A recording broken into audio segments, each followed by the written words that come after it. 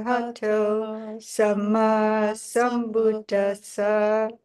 Namo tassa bhagavato arahato samma sambuddhassa.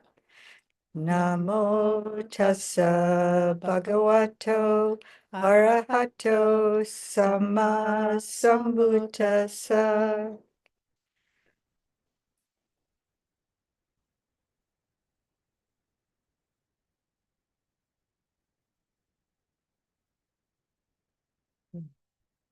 So we can just sit quietly just for a moment before we start.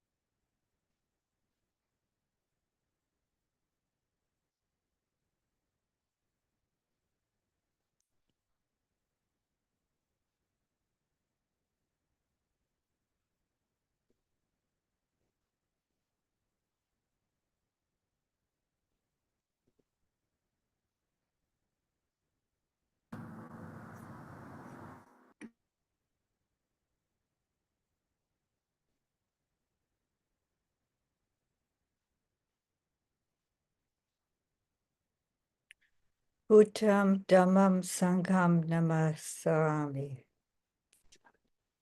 So welcome, those who've joined. We're going to talk about Vīriyindriya, the faculty of energy or effort. And I got inspired by, did John disappear? I don't, oh, there's John. John's question last week. So I thought we could delve into Viriya a little bit, really, to understand how it applies to our practice and where it appears. Appears in different, I don't know if I want to say forms, but it's spoken about in different terms a little bit. So there's different aspects of it. It's like sati, it's pretty complex. And there's Susan, welcome. So we're just about to start. I'm gonna share the screen. Welcome, Susan. Okay, I've got that there. Share.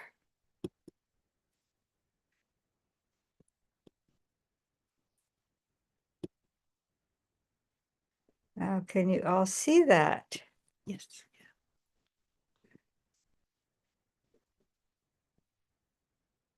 See if I can get this in a way that I can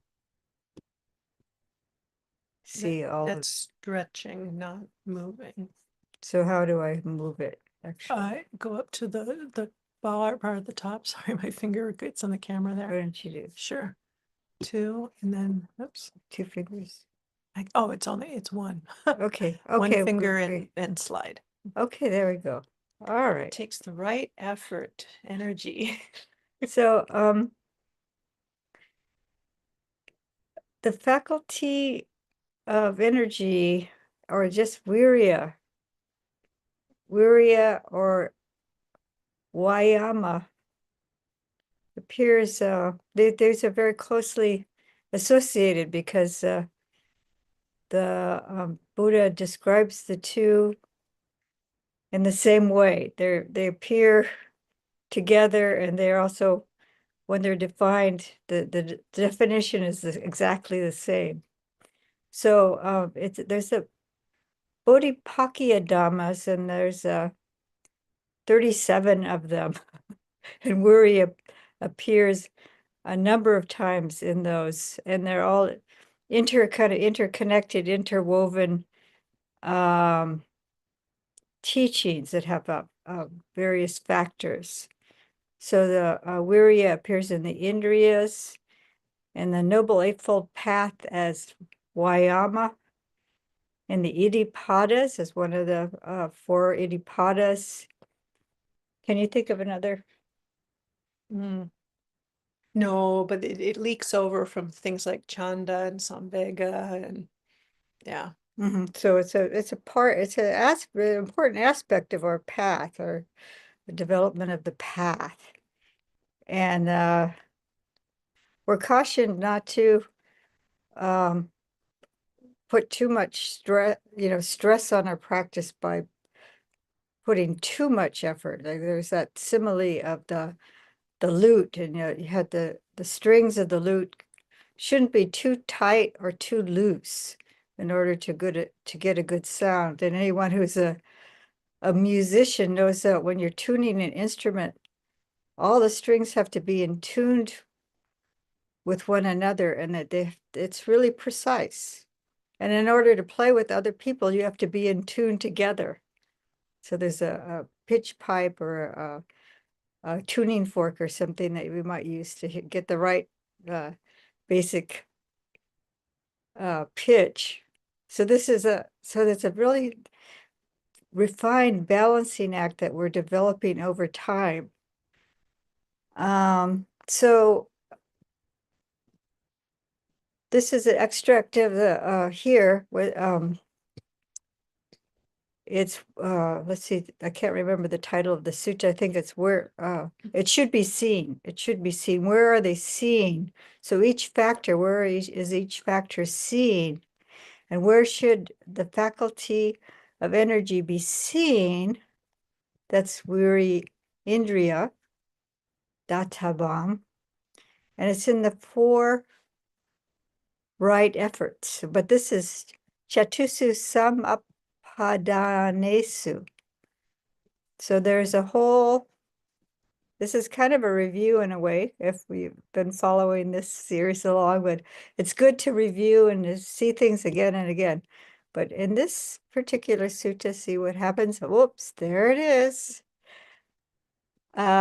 Sloping to the east. This is the first sutta in the Samapadana Samyutta.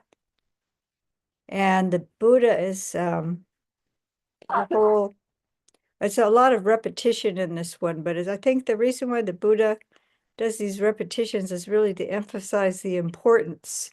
And he may have been speaking to various groups at different times, and they're all collected into one samyutta. So this is sloping to the east at Sawati. There the Buddha said, mendicants, there are these 4 right efforts. So here it's the Samapadana. So this is where the indriyas are found. It's when a mendicant generates enthusiasm. That's chanda. And Bhante Sujato somehow translates chanda as enthusiasm, but it kind of is a good sense of it. Interest, desire, wish, intention, impulse. And there's other definitions that aren't applicable in this case, in this context. So there's a generating enthusiasm, tries, makes an effort, exerts the mind, strives so that bad, unskillful qualities don't arise. This is papa kam, bad, wicked, evil, wrong. I was with other monastics one time, and they were trying to come up with a tamer translation of papa. And one of them said, no, it really is evil. They were like, and this particular monastic I thought was pretty liberal, but then he was like saying, no, it really means evil. So this is a unskillful Bhante Bodhi, or Bhikkhu Bodhi, Venerable Bhikkhu Bodhi translates this as unwholesome. You might be used to akusala as unwholesome, unskillful. Dhammas, this is qualities, nature, character, but quality, characteristics, traits. So what are we doing here? We're looking at our own minds and looking for harmful, unskillful qualities but here we are, they're not, haven't arisen yet. These qualities have not yet arisen. So that was always curious to me. I had this Pali workbook that I was going through, and I was translating the four right efforts. And I didn't know what it was until I translated it. There was just some, you had to translate it and then figure out what it was saying. And I was thinking, well, what does that mean if it's not unarisen? How do I stop it from arising? So these qualities don't arise. So this is a guarding or protecting the mind from unwholesome qualities. So first you have to know what might bring them up. So, or there's this is where Indriya Samvara, which is the six sense faculties, you're guarding against when there's a contact at the eye, ear, nose, tongue, body, or mind. You're guarding the mind from unwholesome qualities to arise. So I might see there's something that's desirable in the room, but I don't, and then maybe I'm aware of some amount of desire arising, but it becomes really unskillful when greed arises, and then I'm overcome by greed, and then I take something that's, like maybe it could be something innocent like overeating or something like that. I mean, relatively, it's not like stealing particularly, but some people are driven to steal, out of desire, or maybe I feel a little bit of irritation, and then I guard my mind from it festering into really anger or hate or just resentment. So this is some of how I understand this first one works. At first it was quite mysterious to me. What does that actually mean? Tries, makes an effort, exerts the mind, and strives so that bad, unskillful qualities do not arise. And there's this kind of refrain that it starts with chanda, which is enthusiasm, desire, interest, but here's interest it would be helpful too. Where there's Chandam janeti varyamati viryam arabati chitam paganhati padahati. So this refrain repeats itself again and again and again. But you have to pay attention to what we're applying our efforts to. So at this point, we're protecting or guarding our mind from unwholesome states, from arising, unskillful. I'm used to the unwholesome. Unskillful I think, is more accurate. Mhm. It's more actionable. Pardon me? It's more actionable. More Yeah, actionable. To me, it's like all of these words are so active words, Mhm. strive, quality, and unskillful brings in skill. Unwholesome can kind of just sit there. So that's my sense of how the word of skill, whether it's skillful or not, Yeah. I can take action with that. That's a good point. So then the second one is they generate enthusiasm, the chanda again, try, make an effort, exert the mind, and strive so that bad, unskillful qualities that have arisen are given up. So this is abandoning. So let's say I see something and I feel a little twinge of desire, but then the desire for it, I walk away, but I'm still like craving comes up. I'm sorry. I keep thinking about it. And then I go, oh, wow. That really set off a lot of craving. And now I'm starting to almost like I'm almost obsessing about it. But then it becomes harder. If I catch it right away, then it isn't so difficult. But then I might have, this is where all that exerting and effort and stuff, I have to come get maybe even creative to stop thinking about it, whatever I'm craving, whether it's food or maybe another, like, being with somebody that I shouldn't be with or something like that. Uh, so, so we have to be aware, and this is where our sati comes in, this awareness of as soon as we can catch it, that's better. But if it's arisen, and some of it's habit energy that's from maybe even numerous past lives, but at least in this life, maybe I was in the habit of I'm just using food because it's relatively, just grabbing whatever I wanted. And now I have these precepts and I'm not supposed to eat after a certain time. And so, but then my mind is obsessing because, the idea of so it's pizza or something. I don't really want pizza, but uh, it comes in my mind and then but then we bring our awareness to it. Sometimes the awareness alone helps, and sometimes we have to just think of the disadvantage. Like for my case, if all I went in and got pizza, then I would be breaking a precept. I'd be taking what wasn't offered, and I would be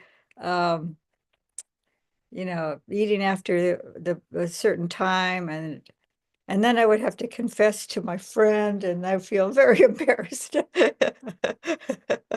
So anyway, so whatever, or just thinking of the disadvantage of in the case of food, overeating, it's, there's just a moment of tasting and then it's, the stomach's upset or something. But anyway, so thinking of a disadvantage, I'm thinking of or the opposite, if I'm feeling really angry, somebody said something to me that I didn't like, or whatever it is, then I start getting irritated. So first I want to catch it right away, and if I don't, then the second one, abandoning, sometimes by replacing with a wholesome quality. So if I bring up metta or we bring up compassion, maybe that person was in a bad mood and they said something that, or, just trying to bring up equanimity, just, or looking at my ego. Oh, this is dukkha, isn't it? Why is there's suffering here? Because I felt my ego was affronted by something that somebody said about me. So the sense of self, looking at the sense of self. So there's ways of working with the unwholesome qualities. You have to kind of examine what's going on, what's needed. Is it greed, hate, or delusion? Delusion would be the sense of self, this attachment to self and this concept of self being something. So, and that then you can see the self really clearly when someone has insulted you or done something that uh, affronts you. So so that's the second one. So the first one is guarding, and the second one is abandoning, and the third one is they generate enthusiasm, try, make effort, exert the mind, and strive so that skillful qualities arise. So this unarisen, it should say unarisen. This is unarisen, unborn, not existing. And the kusala is a wholesome, most people know this word, kusala, quality. That's interesting trait. Things becoming more of a trait rather, and developing these qualities that are wholesome. So our character traits aren't unwholesome. I'm not a hateful person. I'm not a greedy person.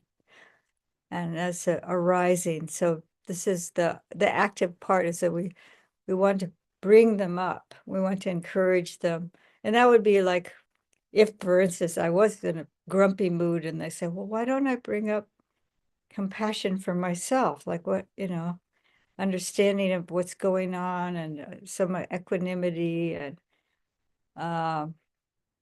so applying some really proactive qualities to the situation. And there's chanda again. So, and just even like the words, reminding us ourselves, if we have memorized metta phrases, or well, how else would you suggest bringing up wholesome qualities? Well, metta's my go-to. Uh-huh. I mean, yeah, the Brahma Viharas, but I also think that qualities such as Kanti, patience, can be something that you can have this patient quality. But for me, patience has to have the quality of metta in it for it to be really wholesome and effective. So metta all the way. Wisdom's good too. So wisdom is knowing what's wholesome and what's unwholesome. Yep, that and understanding that very clearly. And then that examining of oneself when we are having unwholesome or unskillful. So then they generate enthusiasm. This is the fourth one.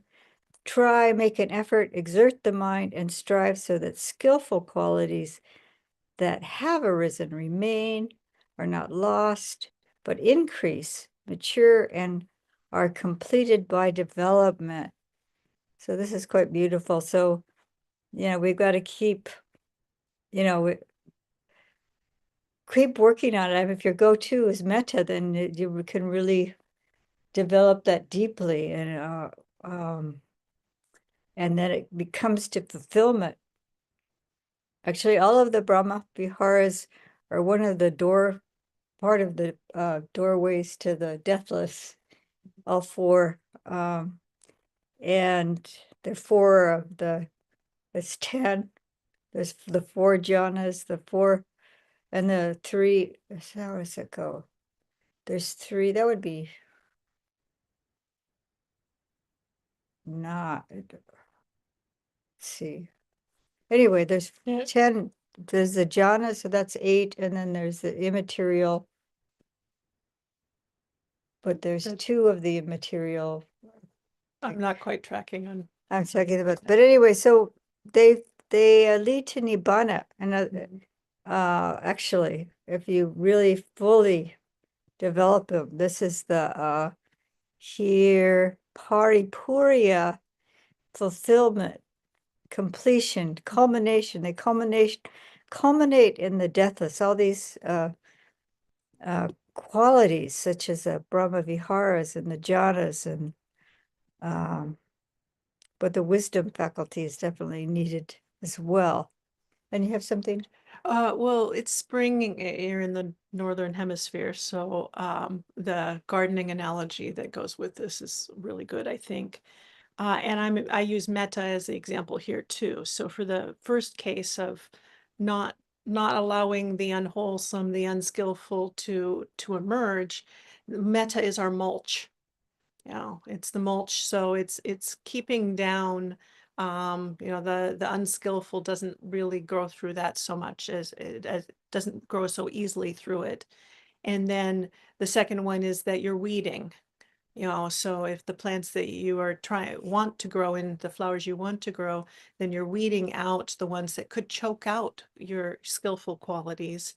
And then the third one, where we want to start to it's maybe the seed, I'm saying the seeds are there, but now we want to give them some fertilizer, some nutriment. And water. Well, that's the last one. Oh, okay. Okay. Oh. So the fertilizer is to like encourage that to open up and to begin its growth process. And then the last one is you have to keep watering it so that it grows into its fullness. Yeah, if the meta is the mulch, and then the water, the mulch also has nutrients in it, and that would take, the water would take the Mm-hmm.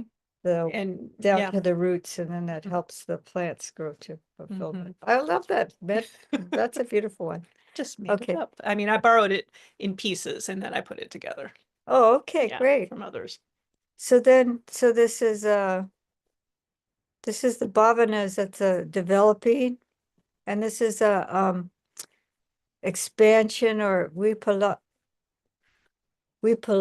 expansion, full development, maturity. Bhavaya. This has to do with energetic growth, increase.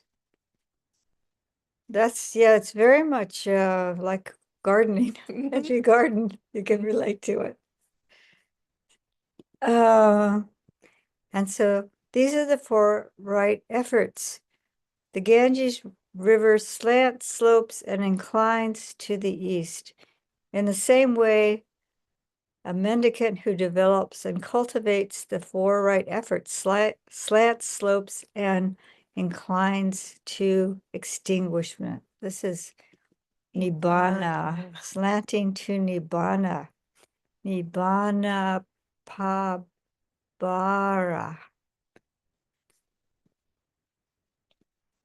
So it says, and how does a mendicant who develops the 4 right efforts slant, slope, and inclines to extinguishment, and it repeats everything. So I think I'm going to just go, because we've already been talking for back to the document,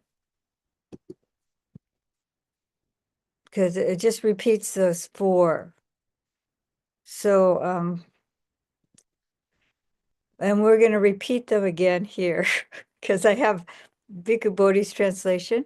So this is a Samapadana, and that's what you can see here.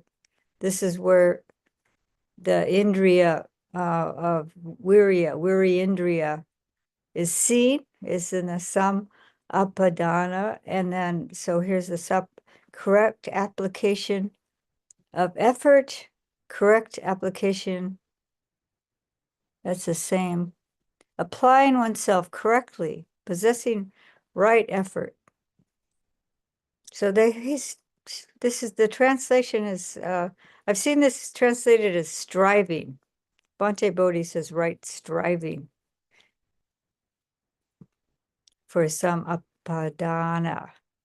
And padanati is at the very end of the Chandam Janeti Vayamati Vīriyamarabhati Chittam Pagadhati Padanati. So there's this, and this is do you see Padana here? Padana. So that's where it appears, actually. And the verb form is padahati here, right? Is that correct? Yeah. That's what I'm pointing to right here. So here's Bhikkhu Bodhi's translation. And this is from the analysis of the path. So this is a Noble Eightfold Path, and it's exactly the same, but this is a different translation, so it's going to sound different until... Well, and we're in a different sutta now, just to point that out. Well, yeah, we are. Right. Okay. It's in the analysis of the path. And okay, all right, here we go. Oh, you could bold it actually from here. There. Ta-da. So there it is. So it's a different, it's in the analysis. This is just an extract.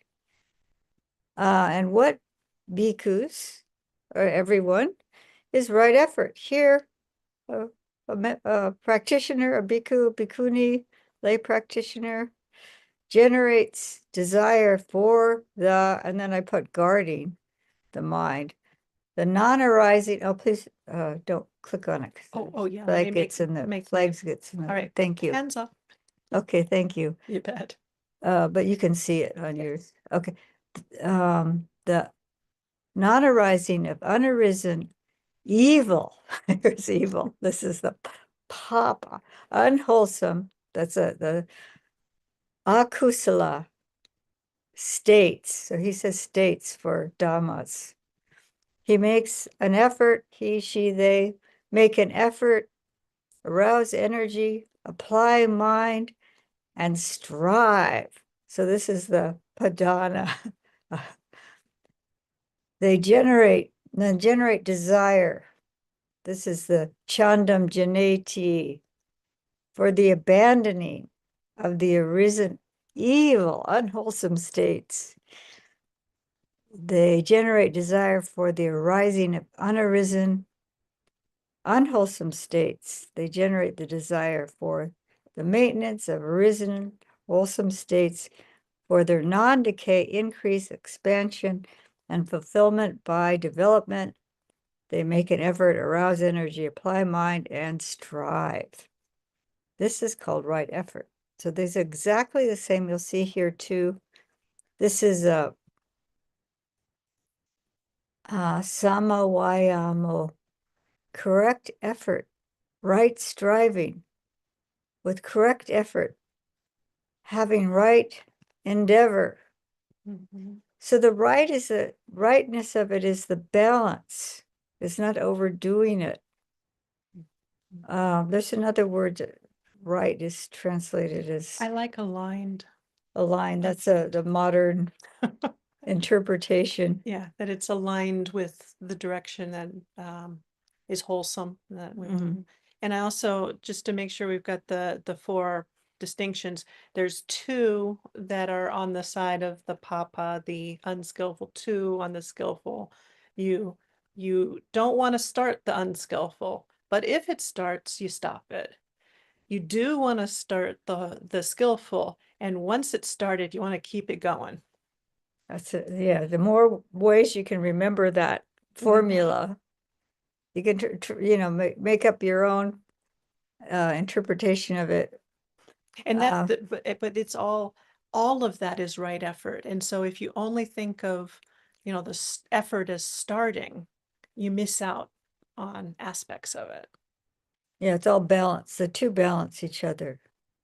And they all, because if you're cultivating the wholesome, you're also, we talked about the Nourishing. denourishing, or like the probiotic simile, where if you have an overgrowth of harmful bacteria and you start taking probiotics, they'll crowd out the unwholesome ones, the harmful ones. So this is what you're doing.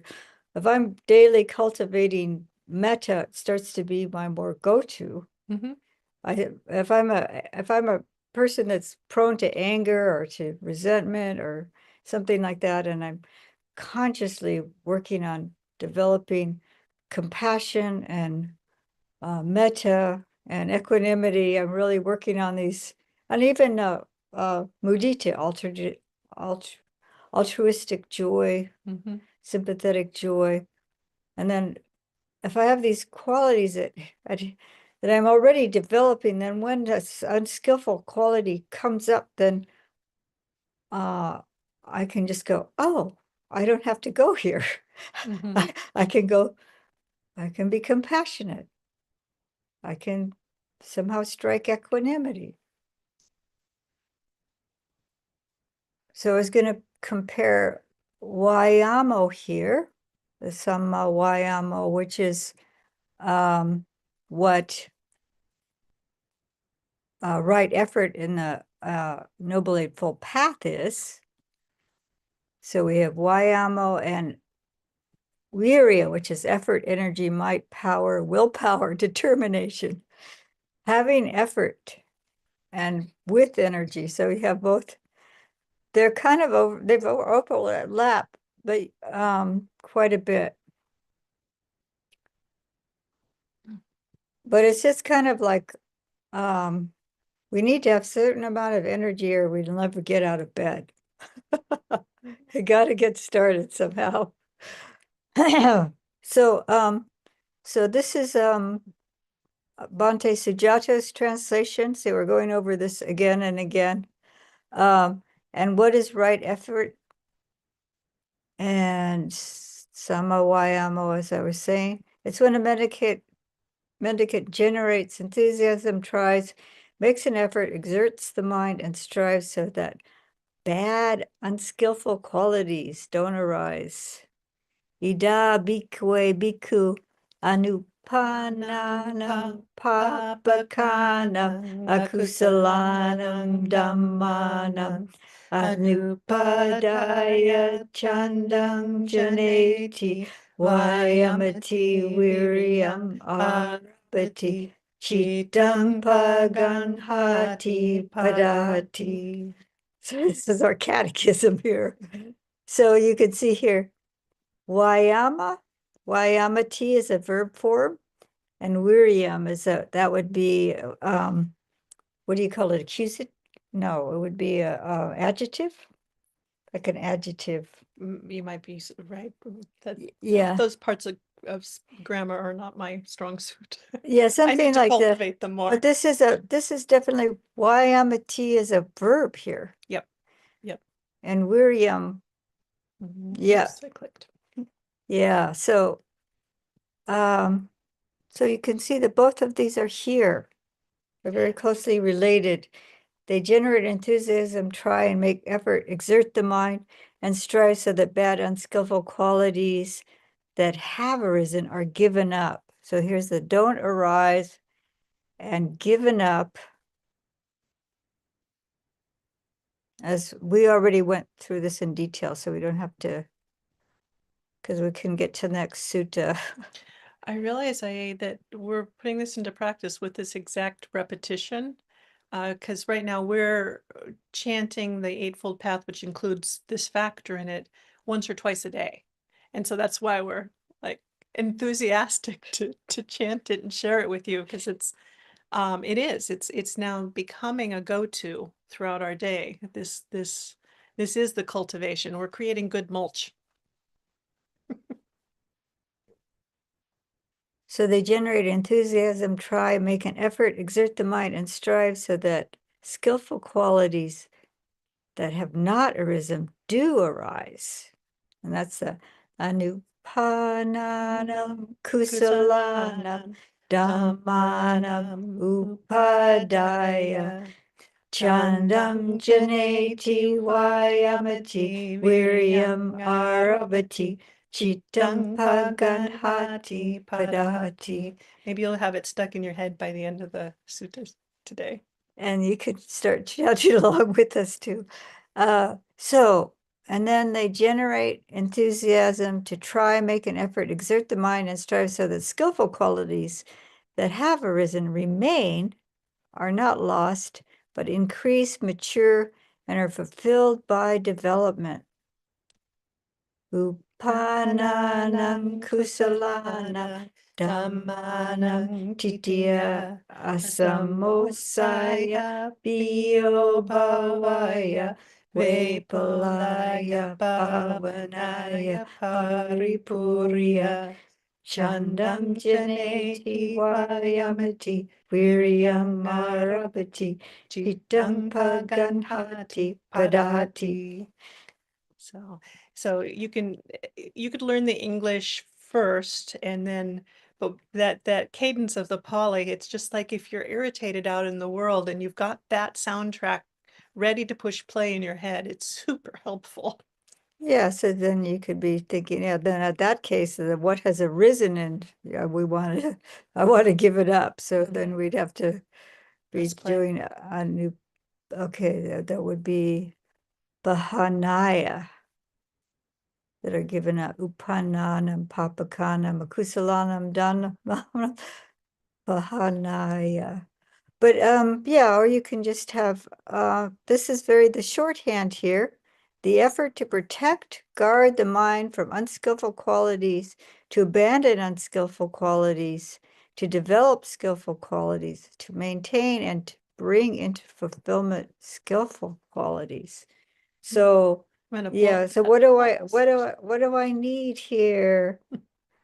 I need to protect my mind in this case, or I need to abandon in this case, or I need to develop, but they all work together because as if we're developing and bringing into fulfillment these, it'll prevent the arising and help us abandon.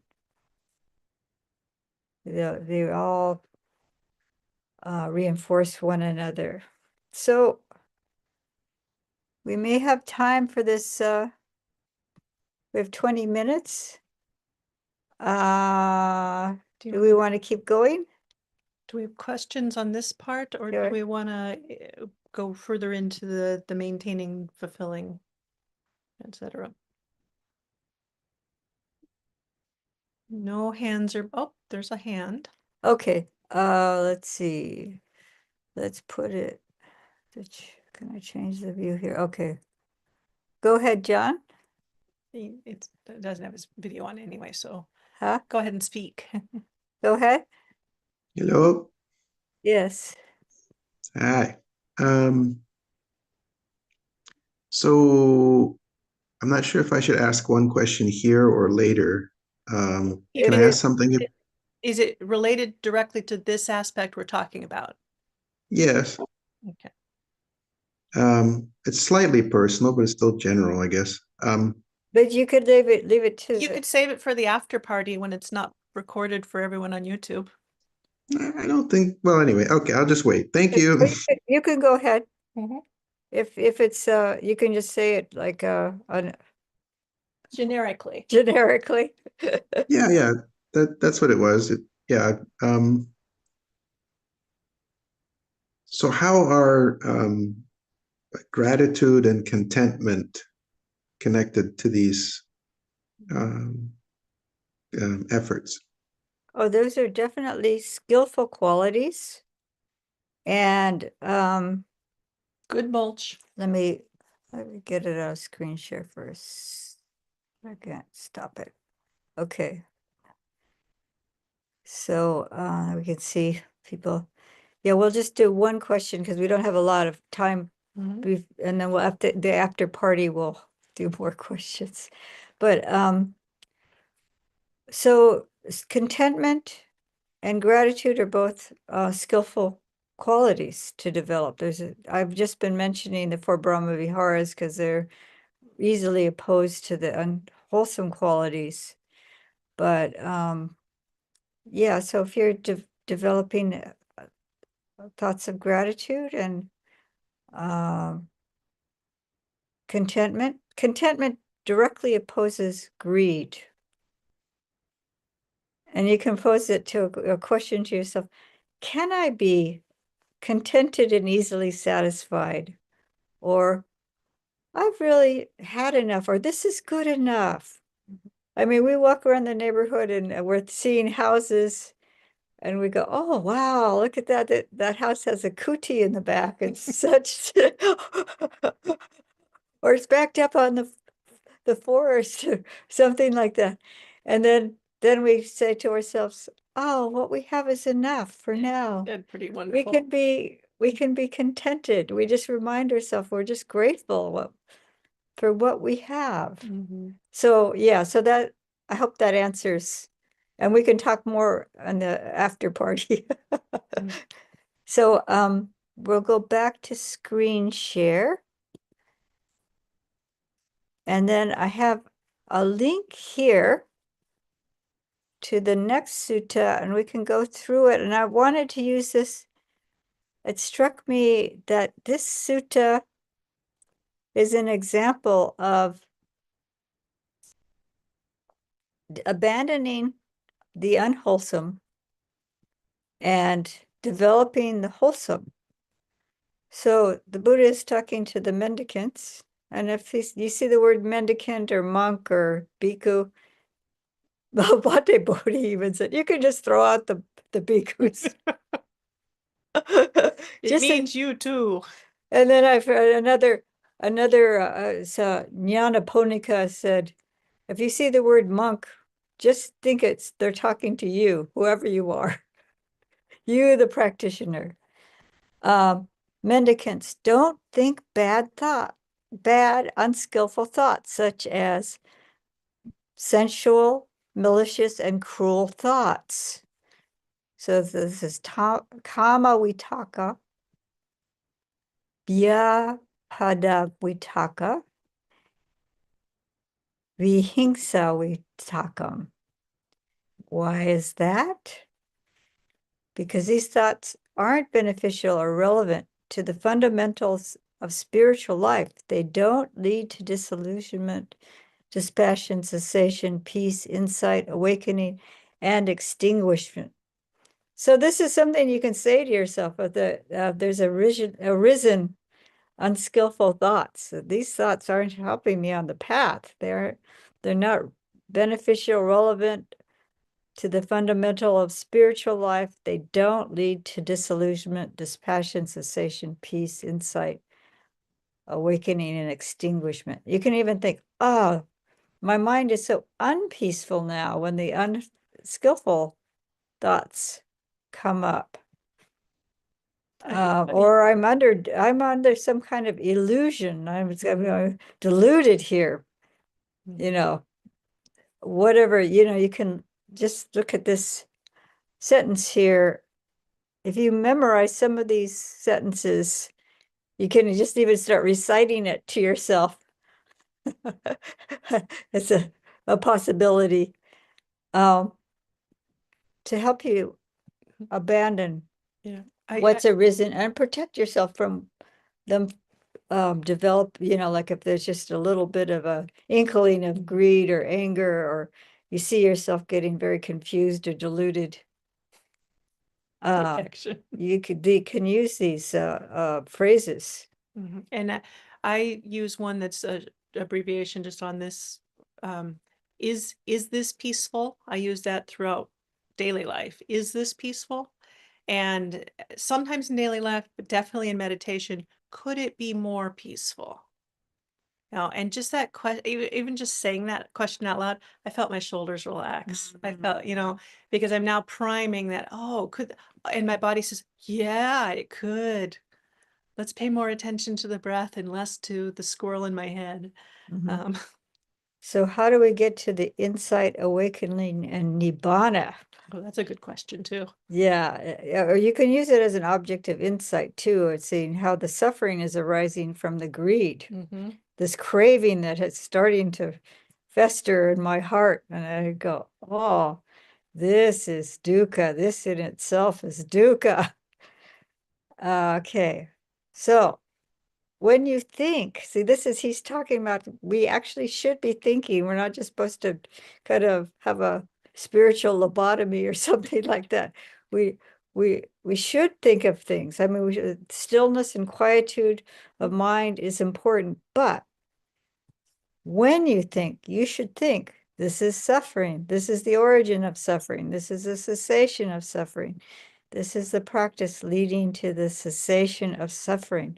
So this in itself is leading to insight, awakening, and this is developing wisdom. And Vīriyindriya, the faculty of Indriya, is described as understanding the Four Noble Truths. So here, this is why I got onto this one, this particular sutta, because it had the Four Noble Truths in it.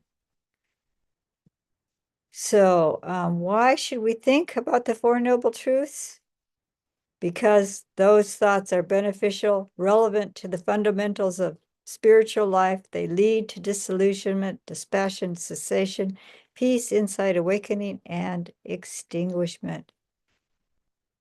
So this is interesting here. That's why you should practice meditation, is how Bhante Sujato translates that's why, therefore, in regards, etc. Idam dukkam. This is idam, this is suffering. This is dukkha, suffering, pain, uncomfortable. And this yoga karaniyo, I have in the document. We'll talk about that. But this is what Bhante Sujato is translating as practicing meditation, yoga karaniyo. so you should practice meditation in order to understand the Four Noble Truths. That's what this ellipse is. This is the ending of Dukkha Nirodha Gamini Patipada. That's up here, the fourth noble truth, the path leading to the destruction of suffering. Another fun one to memorize. Okay, let's see, let's stop screen share for a second. Oh, I can get to You it. can just go, yeah. Okay. And then your definitions are a little bit down. So there's so Vitakka is thought, reflection, pondering, and this is a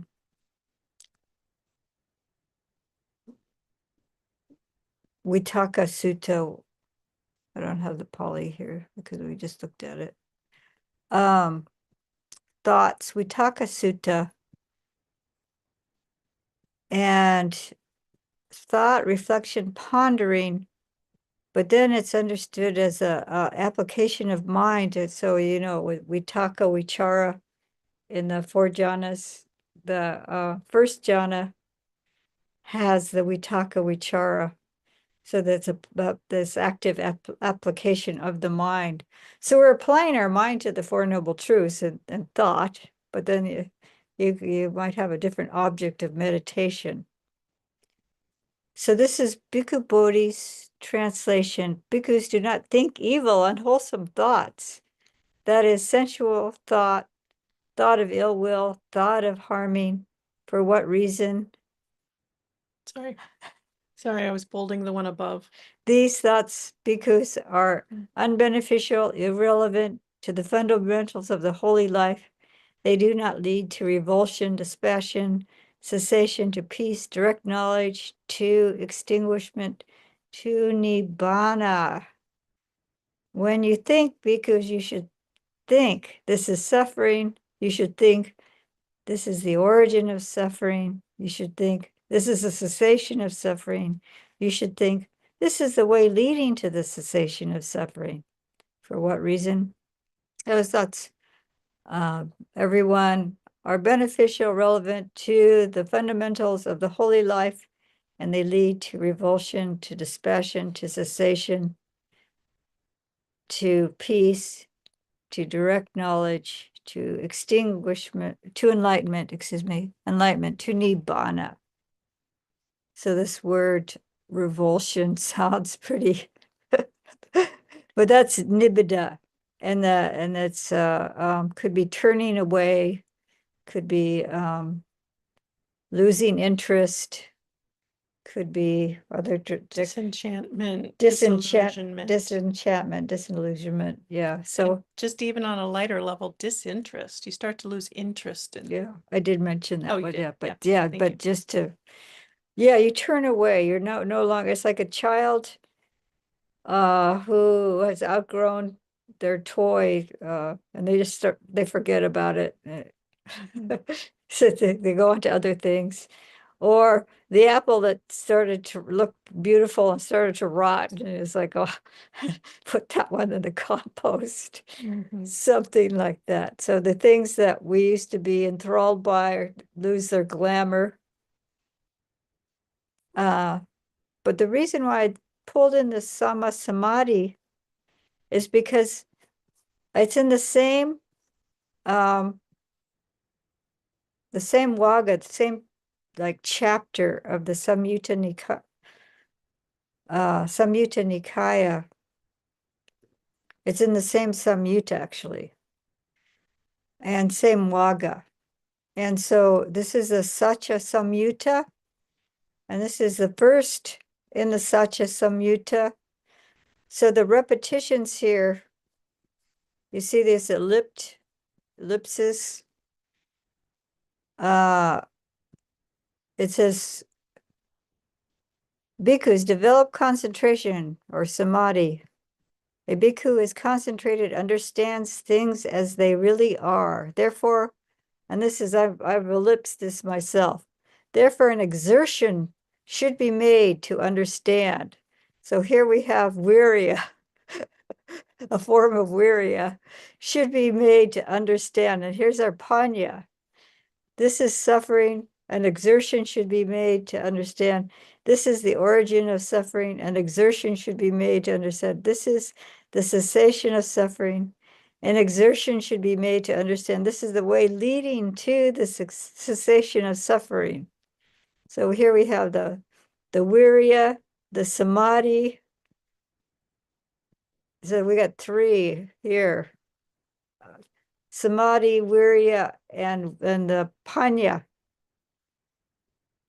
This is Bhante Sujato's translation. Develop immersion, that's Samādhi. Samādhi bhikkhave bhavita, that's a developing.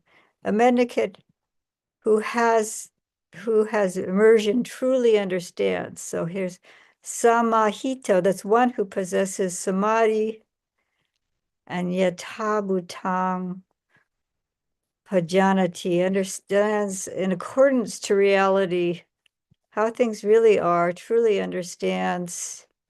There's the wisdom here, knowing, the knowing. That's why you should practice meditation to understand this is suffering. So this is somehow Bhante Bodhi is saying an exertion should be made, and Bhante Sujato says, practice meditation, and we'll look at why that is. This is suffering. This is the origin of suffering. This is the cessation of suffering. This is the practice that leads to the cessation of suffering. So that's the Noble Eightfold, the Four Noble Truths, which contains the Noble Eightfold Path. So here's this word yogo karaniyo, and that's repeated. Idam dukkha kanti yogo karaniyam ayam dukkha samudayo. Ti yogo karaniyo ayam dukkha nirodho. Ti yogo karaniyo ayam dukkha nirodhagamini patipada yogo karaniyo. So yoke, bond, attachment. So this is in a negative sense. And the samyojana, the sam is with a yoke. We're yoked to something. The samyojanas are the fetters. We're bound to samsara. But here, there's also the sense of the word yoke as effort, exertion, undertaking, task.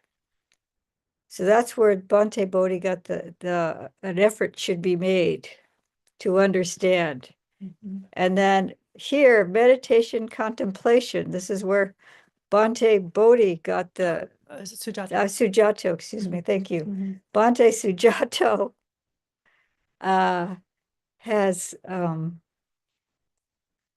got derived the translation to say, you should meditate to understand. So they're coming from Well, and it's go ahead. also contextual. Yeah. So this phrase appears in 74 suttas. Bhante Sujato has translated 73 of those 74 suttas. And in those 73, 72 of them appear in groupings where it's talking about practice in such a way that it makes sense to say that this is effort in meditation, and that the effort is meditation. In the other case, it's in the Majjhima Nikāya, and he translates it as an effort to learn. So he's not hard and fast and these words must always mean this. He does it contextually. Well, it is contextual. And then, like you were saying, an effort in meditation, an effort in understanding. And it's that if the Western mind wants to, most people actually in general go to extremes and they want to say either or. Mm-hmm. But the samadhi and the effort put into insight, Mm-hmm. to understanding, Mm-hmm. these two, or it could be the yoke, Yeah. the bond. Mhm. So yoke here, I don't remember where I found this yoke bond. And so this is a discipline devoted to practice or a teacher. Sadhu. And somewhere, I think it was in the Dhammapada study that we were doing, there Mhm. was that word, the yoga being having to do, and this is where the yoga comes from. Mhm. It's a discipline, it's a practice. So we're devoted to our practice. We've yoked ourselves to our practice or to a particular teacher and their discipline. So, and this is karanio, should be done, must be done, ought to be made, to observed. But here we have effort again, and there's a sense of that here. So all three of the 5 indriyas are in both of these suttas.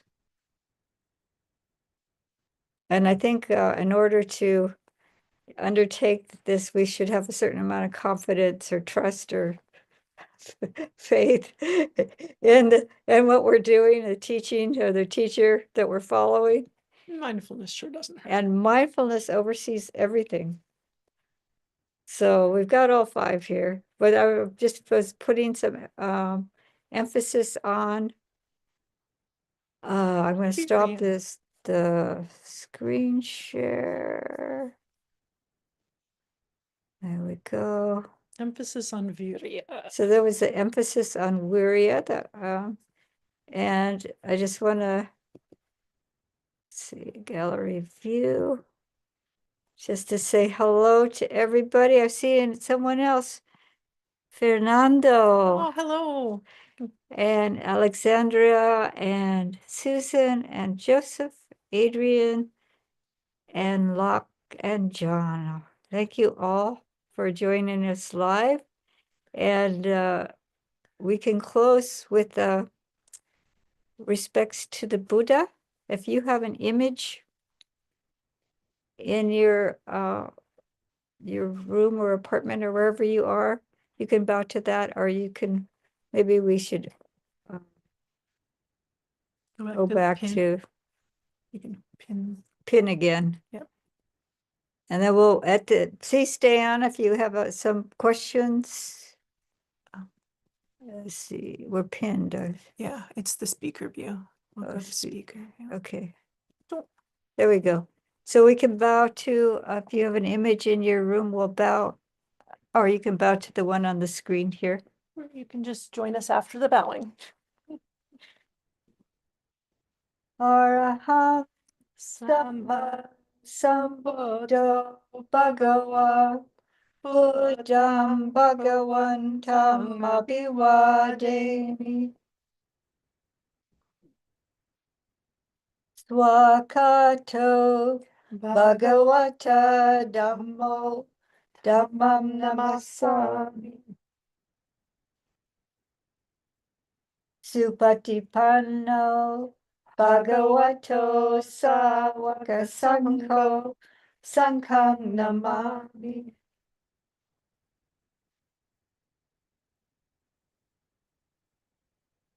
Oops. So we will take it off of